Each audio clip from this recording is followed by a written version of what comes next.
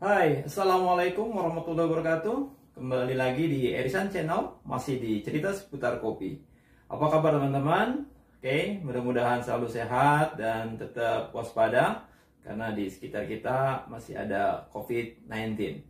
Oke, teman-teman, di video kali ini saya mau sharing sama teman-teman tips and tricks bagaimana kita membuat blend atau meng-create blend, terutama untuk espresso blend. Di video sebelumnya memang saya sudah sempat menyinggung atau menjelaskan sedikit bagaimana cara membuat blend. Tapi di kali ini saya mau lebih detail dengan membagi beberapa proses sehingga menjadi satu blend yang berkualitas. So, ikuti videonya bersama saya Erisan di cerita seputar kopi.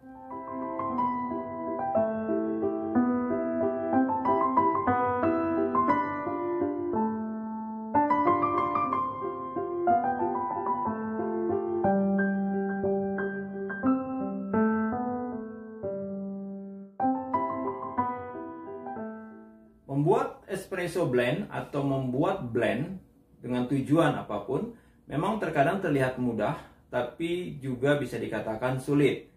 Karena pada dasarnya membuat blend itu kita harus memiliki tujuan dan maksud kenapa kita harus membuat blend. Di video sebelumnya saya sudah bilang bahwa tujuan orang membuat blend itu pertama biasanya karena ingin menekan harga, atau kedua ingin membuat atau menghasilkan satu karakter baru dari beberapa jenis kopi menjadi satu karakter. Nah, sebetulnya tanpa sengaja kopi atau single origin yang sering kita konsumsi selama ini itu juga sudah merupakan blend, yaitu blend dari beberapa varietas. Karena masih belum banyak di Indonesia yang memiliki single varietas. Kalaupun ada, itu biasanya harganya cukup mahal. Sehingga kalau dijadikan espresso otomatis akan berpengaruh kepada harga jual, ya. Jadi sedikit sebelum saya masuk ke blend, sedikit saya mau sharing sama teman-teman beberapa komentar yang seringkali mengatakan atau menginformasikan kepada petani tentang bahwa kopi yang mereka jual dan dibeli oleh para pelaku kopi, terutama roastery ataupun juga pemilik kedai kopi, harganya berkali-kali lipat daripada harga belinya. Sehingga kadang-kadang banyak yang berkomentar bahwa berbahagia di atas penderitaan petani. Ya, untuk yang berkomentar seperti itu, saya mau sedikit mengklarifikasi bahwa jangan lupa bahwa setiap pengusaha ada banyak beban yang harus ditanggung. Salah satunya di Indonesia yang masih bermasalah adalah beban sewa. Ya, kalau harga beli 100.000 per kilo dari petani baru kemudian dijual dengan harga 20.000 atau 30.000 per cangkir, buat saya itu sangatlah wajar kalau lokasi atau kedai kopi, semua pelaku kopi itu berada di wilayah yang eksklusif atau berharga sewa yang cukup mahal. Tidak mungkin mereka bisa menjual harga murah, ya walaupun mungkin bisa, tetapi berapa lama return of investment yang harus mereka tunggu. Jadi buat siapapun yang berkomentar bahwa menginformasikan kepada petani harga kopi yang mereka beli dengan harga murah tapi dijual berkali-kali lipat, tolong berbicara secara general, secara keseluruhan. Jadi jangan dari satu sisi, karena ini akan berimbas dan berimage jelek kepada perkopian Indonesia. Itu aja yang mau saya sharing, itu aja yang mau saya sampaikan sebelum saya memulai materi ini, karena saya cukup terganggu dengan kalimat-kalimat seperti itu. Karena itu akhirnya akan memecah belah antara kita sesama pelaku kopi. Oke, kita balik ke materi kita, yaitu bagaimana kita membuat blend. Ya, jadi salah satu tujuan adalah menekan cost. Ya, nah di Indonesia kita banyak memiliki proses. Ya, proses pasca panen. Ada natural, ada honey, ada proses basah yang terbagi menjadi dua, yaitu dry hulling dan wet hulling, dan juga wine. Ya. Nah, tetapi yang banyak dijadikan atau dibuat blend itu adalah proses natural dan wash. Honey ada beberapa, tetapi juga tidak terlalu banyak istilahnya. Nah, di dalam membuat blend, langkah pertama yang harus kita lakukan atau yang benar-benar harus kita perhatikan dulu sebelum kita memutuskan membuat blend adalah yang pertama kali harus dilakukan oleh seorang roaster ataupun pelaku kopi. Kenali dulu dan betul-betul evaluasi semua origin yang kita miliki atau yang kita produksi. Evaluasi satu persatu dari segi rasa, dari segi kelebihan, kekurangannya, baik itu aroma, body, sweetness-nya, acidity-nya maupun flavor-nya.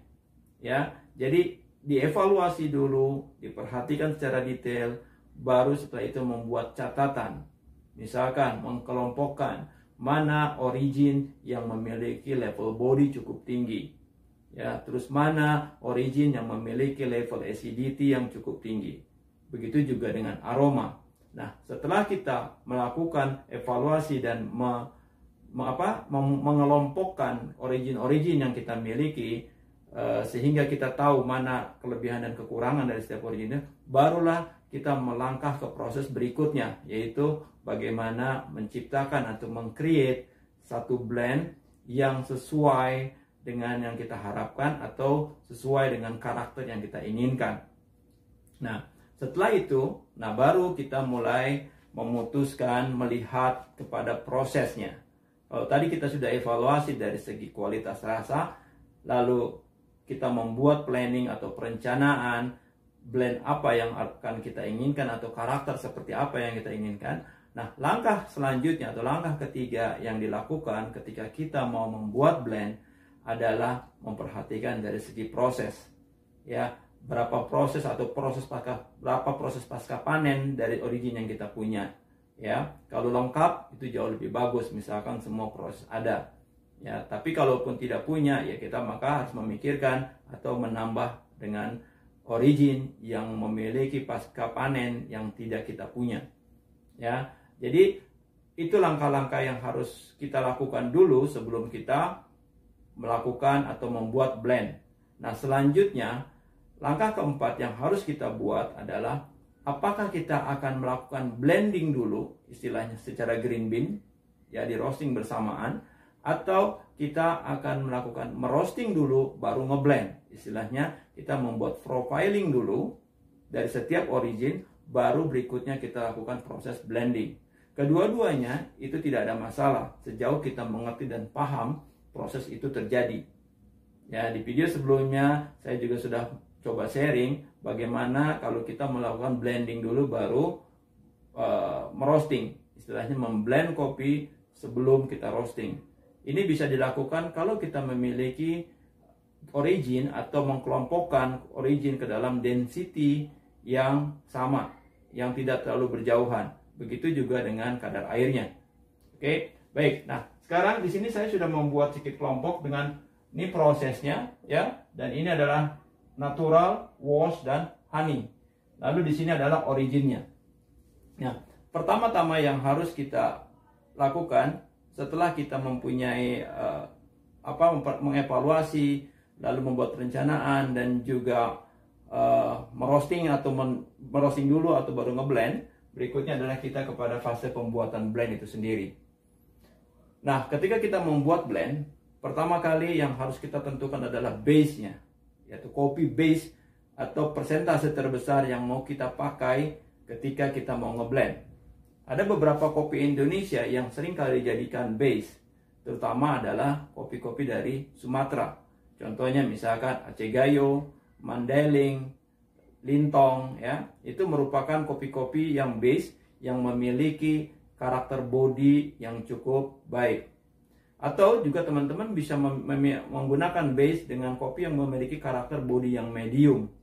Ya, misalkan kalau kopi medium kayak kopi dari luar negeri seperti kayak Kolombia, Brazil, ya, ataupun Guatemala. Nah, ini seringkali dijadikan base, ya, sebagai persentase terbesarnya. Nah, kalau di Indonesia ada banyak kopi yang memiliki kadar level body yang medium. Contohnya seperti Toraja, Flores, ya, dan juga kopi-kopi dari Jawa Barat. Nah, di sini saya mau sharing contoh, misalkan contoh nih. Saya mau membuat blend dengan 3 jenis origin. Semuanya dari kopi Indonesia. Nah, jadi misalkan saya membuat blend atau berencana membuat blend, ingin memiliki kopi yang berkarakter bodinya cukup tebal, tetapi juga memiliki aroma yang baik. Ya, jadi gini. Nah, ketika saya sudah punya perencanaan, maka saya akan menentukan dulu kopi apa yang sebagai base, ya kan? Nah, misalkan saya ingin punya kopi yang espresso atau espresso blend yang memiliki karakter lebih berbodi tebal, maka otomatis saya akan berpikir, oke, saya akan mengambil Aceh Gayo, misalkan originnya adalah Aceh Gayo, ya, Aceh Gayo sebagai base-nya. Ya, karena di dalam membuat blend juga salah satu tujuan selain mendapatkan karakter baru juga menekan cost. Maka kalau saya misalkan membuat blend, karena blend itu banyak macamnya. Misalkan ada yang mau 100% Arabica kopi, itu juga bisa 100%, semuanya pakai menggunakan Arabica. Atau juga kita yang bisa mau mengkombinasikan antara Arabica dengan Robusta. Ya, bisa juga. Nah, jadi di sini misalkan contoh saya mau ngeblend dengan 100% Arabica, ya.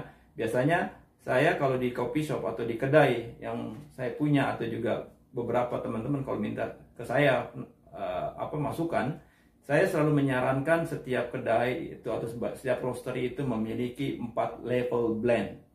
Ya, 4 jenis blend. Yang pertama 100% Arabica. Ini biasanya kita akan mensasar atau meraih target market yang premium yang atas. Lalu kita mencampur atau blend yang kedua adalah dengan komposisi 80% Arabica, 20% Robusta. Ya, tujuannya ini misalkan untuk meraih market yang sudah suka kopi tapi dia belum terlalu suka dengan rasa asam, ya. Nah, selanjutnya adalah level yang ketiga adalah blend dengan komposisi bisa 60% Arabica, 40% Robusta atau 50-50. Nah, ini biasanya adalah untuk market pasar yang belum terlalu suka kopi tapi suka ngopi, ya. Nah, dan terakhir adalah market yang paling bawah, misalnya biasa untuk breakfast, ya, dengan komposisi lebih banyak Robusta. Nah, misalkan di sini, oke, saya membuat espresso dengan komposisi 100% Arabica. Oke, baik. Misalkan saya menggunakan Aceh Gayo. Aceh Gayo itu kan walaupun sekarang banyak sekali yang proses natural maupun wine, ya, tapi kita juga harus melihat base ini adalah yang dari segi harga juga tidak terlalu mahal dan juga tidak terlalu murah. Maka biasanya saya akan mengambil Aceh Gayo dari proses wash, ya. Saya dengan wash, Aceh dengan wash. Misalkan saya menggunakan Aceh Gayo sebagai base-nya dengan komposisi 40%. Oke, dengan 40% sebagai base. Oke. Nah, saya sudah punya base-nya nih. Istilahnya saya sudah punya kopi yang berkarakter body, ya, bodinya cukup berkarakter body dengan cukup full body. Nah, lalu saya pasti akan berpikir, saya butuh kopi juga yang memiliki aroma yang bagus, ya, atau acidity yang cukup medium. Nah, pilihan saya kalau saya biasanya apakah saya akan mengambil kopi Toraja atau saya akan menggunakan kopi Jawa Barat atau saya akan menggunakan kopi dari Bali. Oke. Nah, karena saya mau mencari kopi yang berlevel medium, maka secara proses pun, ya, acidity yang berlevel medium, maka secara proses masih tetap ke wash. Misalkan saya ambil kopi dari Toraja, ya, pilihan saya kedua. Maka saya akan mengambil Toraja sebagai kopi pilihan kedua yang akan memberikan acidity. Maka persentase yang akan saya kasih adalah misalkan 30%. Ya, 30% dari proses wash. Oke. Nah, ini kan saya sudah punya kopi yang memiliki body dan juga memiliki acidity. Nah, yang tinggal saya cari adalah kopi yang memiliki aroma dan sweetness. Ya, sweetness dari mana harus saya ambil? Berarti dari origin yang memiliki proses natural. Nah, saya bisa mengambil kopi misalkan dari Jawa Barat, ya, dari mana saja Jawa Barat, misalkan dari Ciwidey misalkan, ya, dari Ciwidey, kopi dari Ciwidey. Oke, tapi saya ambil yang proses natural. Nah, saya ambil maka berarti tinggal 30%. Nah, ini komposisi sudah jadi, misalkan Aceh Gayo 40%, Toraja 30%, Ciwidey 30%. Nah, ini kan secara green bean-nya saya sudah dapat nih. Originnya saya sudah dapat. Next berikutnya, karena sekarang di era specialty, istilahnya di cara modern, teknik-teknik roasting juga kan banyak. Nah, dari ini baru saya menentukan. Misalkan kalau saya mau merosting dulu baru ngeblend. Nah, berarti saya harus membuat profiling dulu dari ketiga kopi ini, ya, dari ketiga kopi ini sebelum saya blend. Oke. Nah, jadi disinilah saya akan baru memikirkan, misalkan Aceh Gayo akan saya roasting dengan teknik kompleks, ya, dengan kompleks. Karena kompleks itu memberikan karakter body bagus, keseimbangan lah ya, keseimbangan. Nah, Torajanya juga saya akan roasting dengan kompleks. Ya. Nah, berikutnya Ciwidey ini baru saya akan roasting dengan karakter fast. Ya, lebih cepat karena saya butuh aroma, butuh sweetness. Oke. Nah, atau bisa juga yang Aceh Gayo-nya kita jangan kompleks tapi dengan teknik slow roasting untuk lebih memaksimalkan bodinya. Nah, jadi barulah setelah ini terjadi baru kita melakukan blend.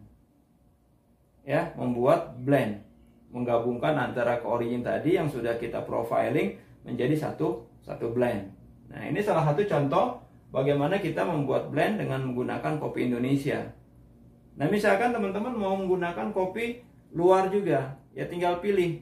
Misalkan di sini saya pakai kopi, saya mau punya Brazil, maka masukkanlah di sini Brazil. Ya. Dengan komposisi dia sebagai base. Ya, bisa juga 40, bisa juga 35. Oke, base-nya. Ya, base itu istilahnya persentase yang memang cukup dominan, tetapi juga tidak dominan secara keseluruhan. Karena di sini kalau teman-teman lihat 40, 30, 30. Kalau sudah jadi itu, karakternya akan muncul satu karakter yang berbeda. Nah, ini juga yang mesti diperhatikan ketika kita membuat blend, persentase salah satu jenis kopi itu jangan terlalu dominan, ya. Karena banyak banget yang saya juga lihat seringkali membuat blend itu ya sebatas hanya membuat blend, istilahnya tidak punya tujuan atau sesuatu yang ingin dicapai. Hanya misalkan menggabungkan kopi A dengan Robusta, persentasenya misalkan di 50-50, yang penting laku. Ya, laku sih mungkin laku ya, tapi kan signature-nya, istilahnya ciri khasnya tidak kita dapatkan. Nah, jadi sebenarnya salah satu blend ini juga bisa membantu kita sebagai signature dari kita punya roastery. Yang mana kalau blend ini sulit dimiliki oleh tempat lain, kecuali dia tahu persis komposisinya, tahu persis teknik roastingnya, ya. Jadi sehingga baru dia bisa mengcopy paste, ya. Karena kalau origin nih, kalau kita hanya jualan origin tapi kita tidak punya signature, istilahnya ciri khas dari kita punya roastery, ya kalau origin hampir semua roastery atau kedai kopi biasanya kalau ada salah satu origin yang bagus, saat ini pasti akan menyebar dengan cepat, sehingga hampir semua kedai kopi itu memiliki origin yang sama. Ya, walaupun mungkin ada perbedaan di profile roastingnya, paling hanya beda-beda tipis aja sedikit, sehingga sulit, karena nanti akhirnya akan menjadi bahan comparison, di perbandingan. Oh, di kedai A saya minum kopi Aceh Gayo proses wine enak nih, lalu di kedai B ada yang menjual juga Aceh Gayo dengan wine. Nah, by imajinasi dia adalah ke kedai A pertama dulu karena dia minum di kedai A pertama kali. Nah, ketika dia minum di kedai B, maka secara psikologi orang akan membandingkan atau membayangkan rasa dari yang kedai A. Ya, kalau rasa kita jauh lebih bagus itu enak, hebat istilahnya kita bisa mengalahkan. Tapi kalau rasa kita lebih jelek, ya itu tadi tidak menjadi sebuah. Tapi kalau single blend ini bisa menjadi signature karena ya ciri khasnya memang ada di roastery kita ataupun di kedai kita. Nah, jadi lalu berikutnya misalkan kalau teman-teman juga mau membuat blend yang eksklusif banget, bisa menjadikan natural, ya proses natural sebagai base-nya. Misalkan teman-teman mau membuat yang karakternya memang smooth body tapi enak, sweet, maka natural bisa dijadikan base-nya. Misalkan menggunakan kopi Aceh Gayo, misalnya Aceh Gayo natural, ya bisa di sini naturalnya adalah 40%. Oke, terus baru bisa juga menambahkan kopi-kopi yang lain dengan proses yang berbeda. Kalau honey dan wine ya, sayang kalau buat saya lebih baik pakai natural sekalian daripada pakai honey. Ya, kalau honey ini kan istilahnya tengah-tengah antara proses natural dengan proses wash. Honey itu berada di level tengah-tengah. Daripada yang itu lebih baik yang pakai natural atau wash sekaligus. Nah, satu lagi yang mau saya coba sharing sama teman-teman, ketika membuat blend, pastikan teman-teman sumber originnya itu adalah mengambil biji kopi yang secara kuantitinya dan juga kualitasnya sudah konsisten. Jangan memblend dari kopi-kopi yang baru-baru, istilahnya yang belum terukur secara kualitas dan konsistensinya. Karena bahaya kalau teman-teman sudah membuat blend atau mengambil blend dari jenis kopi yang belum terukur kualitas dan konsistensinya. Ketika barang itu tidak ada, berarti kita harus menciptakan blend baru. Nah, ya, jadi inilah sedikit yang mau saya sharing di video ini tentang bagaimana kita membuat blend. Ya, teman-teman silakan berkreasi dengan menggunakan Robusta, tapi yang jelas tadi sudah saya sharing 4 karakter atau 4 level blend yang saya selalu rekomenkan kepada teman-teman, terutama yang pernah ikut kelas saya atau ini juga. Bagaimana mengakali atau bagaimana kita bisa mengambil market semuanya dengan blend yang kita punya. Oke, itu aja. Jadi teman-teman, mudah-mudahan video ini bermanfaat. Dan sekali lagi, kalau bermanfaat silahkan di-share dan bantu channel ini semakin besar dengan cara subscribe, like, and comment. Komen yang banyak ya. Dan mudah-mudahan komennya sehingga memberi juga masukan buat saya, inspirasi buat saya untuk membuat konten-konten kopi lainnya. Oke teman-teman, sampai ketemu di video selanjutnya. Cerita seputar kopi. Assalamualaikum warahmatullahi wabarakatuh. Salam kopi Indonesia.